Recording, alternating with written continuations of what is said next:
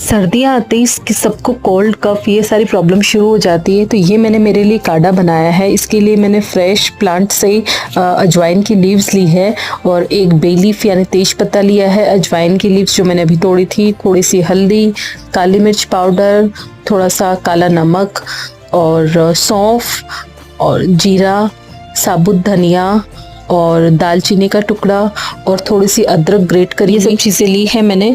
और इसके अंदर एक छोटा सा मुलेठी का टुकड़ा भी मुझे लेना था, जो मैं पहले भूल गई थी। और मैंने 1.5 कप पानी को बॉईल होने के लिए रख दिया। जब पानी अच्छे से बॉईल हो जाए तब इसमें 1 बाय 1 हम सारे इंग्रेडिएंट ऐड कर देंगे।